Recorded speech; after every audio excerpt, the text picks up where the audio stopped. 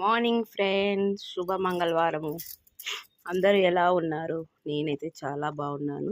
నేను ఇప్పుడే అమ్మవారి పూజ చేసుకున్నాను. మంగళవారం కదా ఈరోజు. ఇవి చూస్తూ ఉంటే నోట్లో నీళ్ళు ఉడుతున్నాయి, ఎప్పుడెప్పుడు తినేద్దామని చెప్పేసి. కాకపోతే వీడియో కంప్లీట్ అయినాక తినేసేయాలి కదా. ఇవి మినపపిండితో చేశానండి. దీంట్లో కరివేపాకు, కొత్తిమీర, ఉల్లిగడ్డలు, పచ్చిమిరపకాయలు, అల్లం పేస్టు, జీలకర్ర, వాము, సోల పొడి వేసానండి.